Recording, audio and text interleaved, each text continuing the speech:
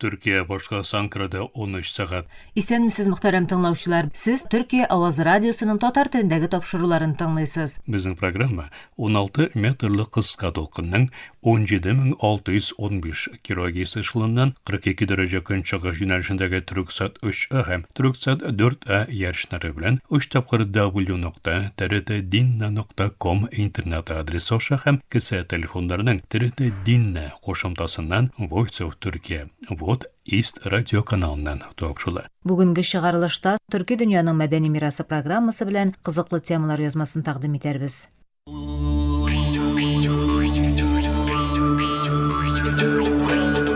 Төрки дөньяның мәдәни мирасы.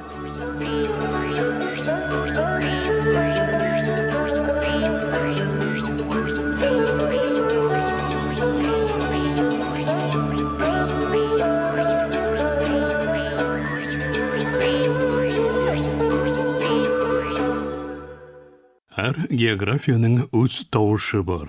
Кайбер урыннарда бу тавыш шүл җилендә яшеренгән. Кайбер урыннарда ул киң дауларның тынлыгында яңгырый. Кайбер урыннарда ул борынгы орманнарның тирән сулышында яңгырый. Ләкин бер география бар, аның тавышы табигатьнең дә түгел, кешелекнең дә йөрәк тибешенә әйләнгән. Кара диңгез төбәгендә таулар диңгезне кочаклап алган. Иртән үзәнлекләр өстенә нечкә пәрдә кебек томан таралган. Яңгыр җирне туктаусыз туендырган җирдә тормыш ритм белән башлана. Шул ук аһәң, гармония, яр буена бәрелгән дулкыннарда, чишмәләрнең шау-шугында, чәй бакчаларында эшләүче кулларның ритмында һәм таулардагы кешеләрнең яңгыравында ишетелә. Һәм бу гармонияның гәүдәләнеше Кара диңгез кемәнчесе, скрипкасы.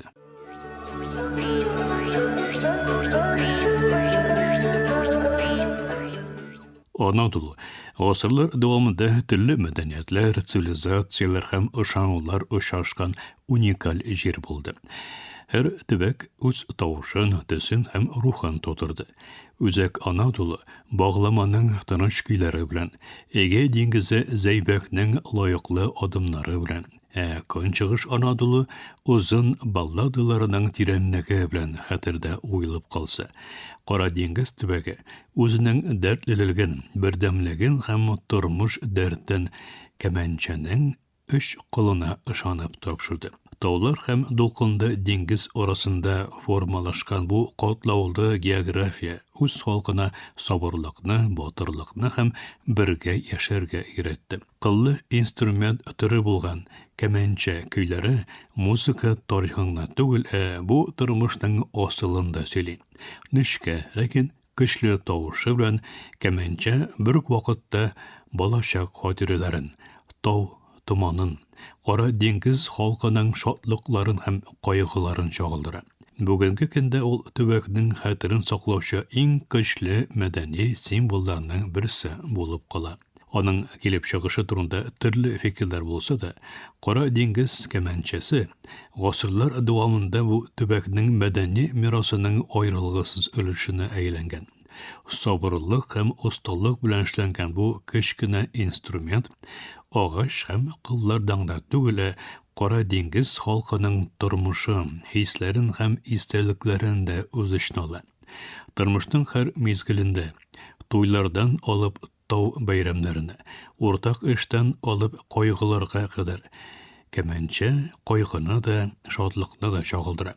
Төбәкнең уртак рухын һәм мәдәни хәтерен буыннан буынга саклап кала.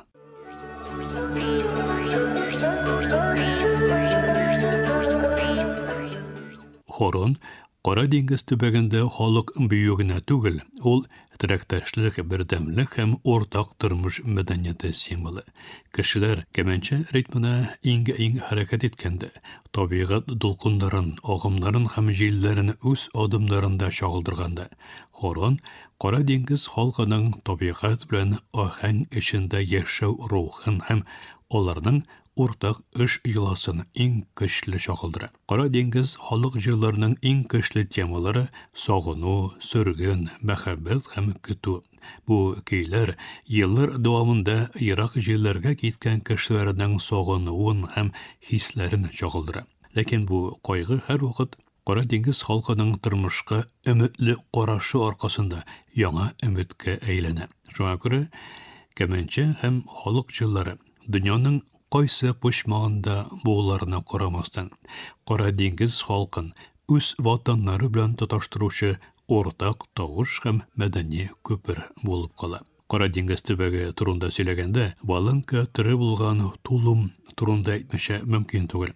Тулым һәм кәмәнче бер географиядан ике телле аваз кебек.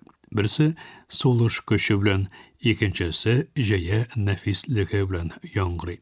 Кайвакыт алар бер бәйрәм җыенында янәшә ишетелә. Кайвакыт телле үзәннәрдә, үзәнлекләрдә үз тарихларын сөйлиләр. Ләкин икесенең дә ортак хисе бер үк. Бу җиргә бәйле булу шатлыгы. Кара диңгез төбәге музыкасы холыкка гына мөрәҗәгать итми, ул үзе яшәгән җирне искә төшерә.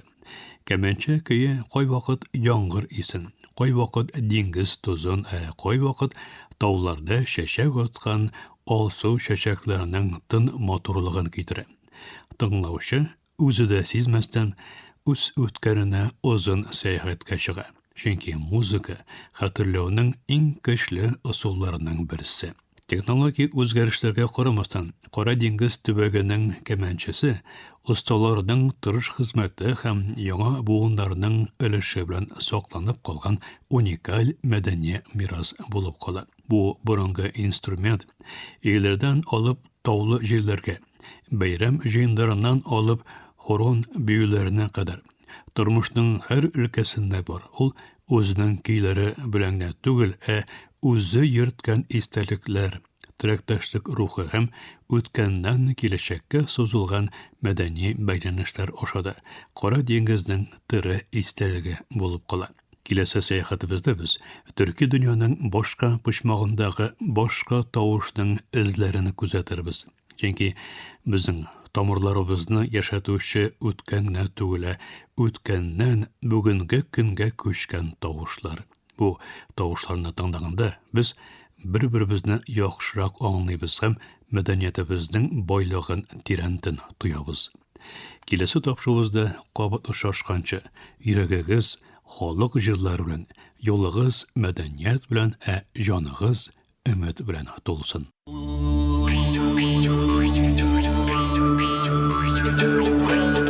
Төрки дөньяның мәдәни мирасы.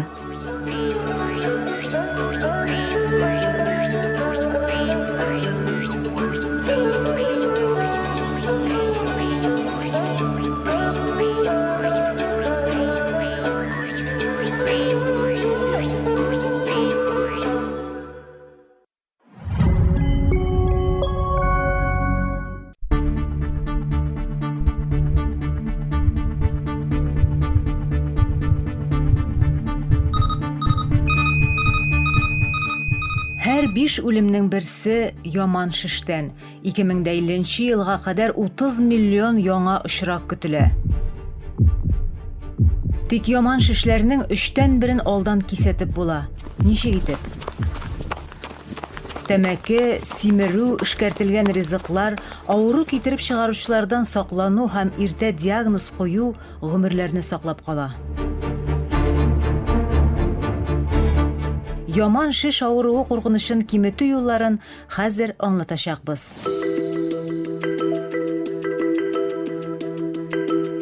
Мөхтәрәм тыңлаучылар, бүген без мөһим тема турында фикер алышачакбыз. Яман шиш авыруы куркынычын киметү ысуллары. Дөнья күләмендә яман шиш йөрәк кан тамырлары авыруларыннан соң үлемнең икенче төп сәбәбе булып тора. Ел саен меңләгән кеше бу авырудан үлә. Моннан тыш хәл тагын да катлаулана бара. Яман шиш диагнозы куелган кешеләр саны ел саен арта. Халыкара тикшеренүләр бу артуның дәвам итәчәген күрсәтә. Хәзерге мәгълүматлар буенча 2050 елга дөньяда 30 миллионнан артык яман шиш очрагы теркәләчәк, ә аның аркасында үлүчеләр саны 18 миллионнан артып китәчәк дип көтелә. Төркиядә дә хәл бик нык аерылмый. Илдә һәр 5 үлемнең берсе яман шиш аркасында. Медицинадагы казанышлар аркасында яман шишне дәвалауда зур уңышларга ирешелсә дә, белгечләр фикеренчә иң мөһиме авыруны бөтенләй булдырмау. Икенче төрле әйткәндә, авыруга китерергә мөмкин булган куркынычлардан ерак тору. Шулай итеп, үзегезне яман шиштән саклау өчен нәрсәгә игътибар итәргә кирәклеген беләсезме? Җәррах Паша медицина факультетының эчке авырулар медицина онкологиясе һәм шиш иммунологиясе белгече профессор доктор Нәби Сәркан Дәмирҗи безне кызыксындырган сорауларга ТРТ хәбәр каналыннан мине ягучы чифчигә җавап бирде. Һәм хәзер без бу әңгәмәне сезне белән уртаклашачакбыз. Профессор Дәмирҗи яман шиш авыруларының якынча 3/1 өлешенең алдан кисәтеп була торган факторлар аркасында килеп чыгуын ассызыклап, тәмәке продуктларын искә алудан башлый. Алардан ерак тору күп төрле яман шиш авыруларыннан ерак тору дигән сүз. Тәмәке продуктлары үпкә яман шишенә генә китерми. Үпкә яман шише турында күбрәк сөйләшәләр, чөнки ул иң еш очрый торганы. Ләкин тәмәке һәм тәмәке продуктлары күп яман шиш авыруларының сәбәбе булып тора.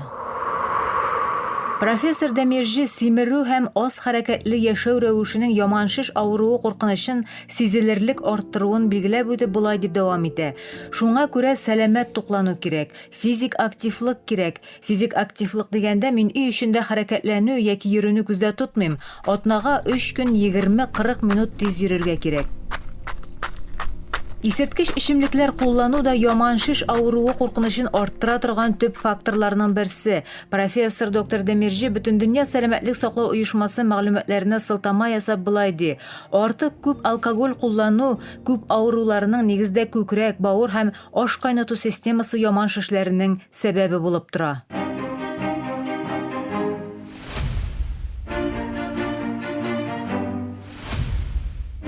Профессор Дәмирҗи эшкәртелгән ризыкларның да яман шиш авыруы куркынычын арттыруына игътибар итеп түбәндәге мөһим кисәтүне ясый. Сосиска һәм казылык кебек эшкәртелгән ит продуктларда Бөтендөнья сәламәтлек саклау оешмасы тарафыннан төп канцерогеннар исемлегенә кертелгән, чөнки бу эшкәртелгән ризыклар аш кайнату системасында бирәк тә аш казаны һәм үңәштә яман шиш авыруы куркынычын сизелерлек арттыра.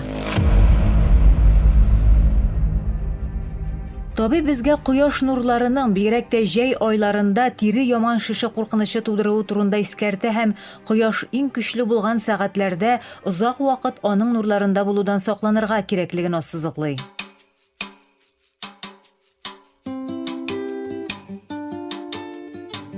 Профессор Дәмирҗи көндәлек саклык чараларыннан тыш авыруга каршы көрәштә даими тикшеренүләрнең дә зур әһәмияткә ия булуын белдерде һәм риск төркемендәге кешеләрнең моны игътибарсыз калдырмаска тиешлеген ассызыклады. Күкрәк, юан ишәк һәм аналык яман шишләрен тикшерү программалары Төркиядә киң таралуын искә төшереп ул булай ди. Яман шишне иртә ачыклау һәм белем бирү үзәкләре Кетем илебезнең һәр районында диярлек бар. Бу үзәкләргә мөрәҗәгать итү кирәк. Анда скрининг усуллары белән яман шишне күпкә иртәрәк этапта ачыкларга мөмкин. Иртә ачыклау гомерләрне коткара шигъре тулысынча дөрес, чөнки авыруларыбызның исән калуы алар безгә килгәндә чирнең нинди стадиядә булуына бәйле. Шулай итеп, кем нинди яман шиш авырулары өчен тикшерелергә тиеш һәм ни дәрәҗәдә еш? Профессор Дәмирҗинең бу сорауга җавабы һәр кем өчен җитди кисәтү. 40 яшьтән өлкән хатын-кызлар һәр ел яки 2 елга бер маммограмма ясатырга тиеш. Маммография медицина практикасында иң мөһим скрининг тесты. Ул безгә иртә диагноз куярга һәм яман шиш белән бәйле үлем очракларын киметергә мөмкинлек бирә. Шулай ук аналык яман шише тикшерүне гинекологка барып үткәрергә мөмкин. Юан ишәк яман шише өчен 50 яшьтән соң һәр 10 ел саен колоноскопия ясату яки юан ишәкнең беренче өлешләрен 5 елга бер тапкыр тикшерү җитә. Бу яшь төркемендә тизәктә яшерен кан булу булмавын даими тикшереп торырга мөмкин.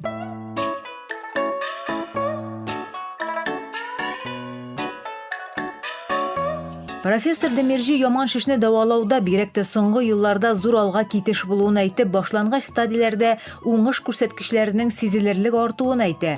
Үпкә яман шишенең алга киткән формасында 2010 елда авыруның 5-нче елы ахырында пациентларның нибары 4% исән булса, бүгенге көндә иммунотерапия ярдәмендә билгеле бер пациентлар төркемендә бу күрсәткеч 30-35%-ка кадәр җитте. Икенче төрле әйткәндә 3 пациентның берсе 5 yıldan артык яши ала.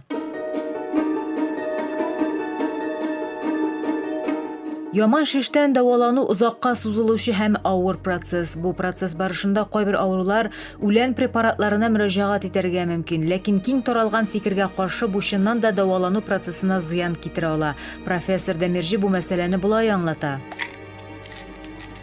Яман шиш диагнозы куелган пациентларыбызның күбесе үлән продуктларына яхшы ният белән мөрәҗәгать итә, ләкин табигый булган бар нәрсә дә кеше сәламәтлеге өчен файдалы түгел. Моның иң яхшы мисалы су. Әгәр сез су күләмен бик нык арттырсагыз, интоксикация кичереп үләргә мөмкин. Шуңа күрә нәрсәнеңдер табигый булуы аның кеше сәламәтлегенә файда китерәчәген аңлатмый. Профессор Демиржи үлән продуктларының яман шишне давалауның күрсәтүче көчле фәнни дәлилләр булмавына сызыклый. Кайбер продуктлар давалану белән бәйле ян эффектларны гына киметә алуын билгеләп үтә. Ул шин куркыныч бу продуктларны табиб белән киңәшләшмичә кулланудан килеп чыга ди. Без пациентларга файда китерә һәм аларның тормыш сыйфатын яхшырта ала торган теләсә нинди продуктны хуплыйбыз, әгәр ул куркынычсыз һәм фәнни яктан расланган булса. Контрольсыз кулланылган үлән продуктлары җитди ян эффектларга китерергә мөмкин дип әйтеп, профессор моның давалану процессына тискәре йогынты ясарга мөмкинлегенә игътибар итеп йомгак ясый. Бу кирәк булган даруларны куллануны киртәләргә мөмкин. Шулай ук кайбер үлән продуктлары иммун системасын бастыра. Хәзерге давалану ысулларында без иммунотерапия кулланабыз. Иммунотерапия иммун системасын ныгытып, аңа яман шиш күзәнәкләренә каршы көрәшергә мөмкинлек бирүче дарулар. Әгәр сез иммун системаны үлән продуктлар белән бастырсагыз, кызганычка каршы бу даруларның нәтиҗәлелеге кими. Яман шиштән саклану ысуллары бар һәм алар бик анык. Сәламәт яшәү рәвеше, даими тикшеренү һәм аңлы тормыш гомерләрне коткара. Исегездә тотыгыз, иртә ачыклау барысын да үзгәртә ала. Киләсе очрашуга кадәр сәламәт булыгыз.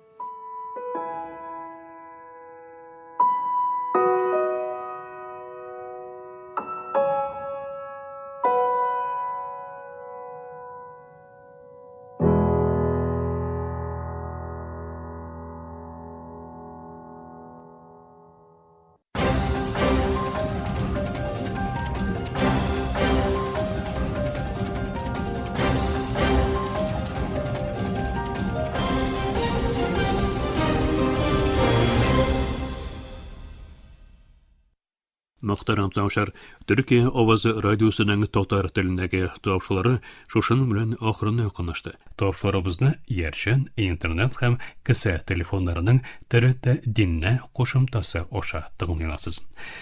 Безнең программа һәр көн Төркия һәм Казан вакыты белән көндезге сәгать 1дә 16 метрлы кыска дулкынның 17615 килогерц-лыгыннан Төрксат 3 һәм Төрксат 4 ярышны белән w.trt.dinna.com интернет адресы аша вот из радио каналыннан тапшырыла. Ярты сәгатьлек тапшыруларыбызның кабатлавын Төркия һәм Казан вакыты белән сәгать кичке 8нче яртыда 42 дәрәҗә көнчыгыш юнәлешендәге Төрксат 3 һәм Төрксат 4 ярышлары белән w.trt.dinna.com интернет адресы аша һәм кесә телефоннарының ТРТ динне кушымтасы аша вот вес радио каналыннан тыңлыйларсыз. Тапшыруларыбыз турында уй-фикерләрегез һәм киңәш тәкъдимнәрегезне көтеп калабыз. Мөхтәрәм тыңлаучылар, безнең адрес латин хәрефләре белән ПК 33, Яне Шакир, Анкара, Төркия. Почта индексы 06443. Электроник почта адресыбыз tatar@trt.net.tr. Әлегә без сезнең белән саулашабыз. Эфирдә киләсе очрашуга кадәр.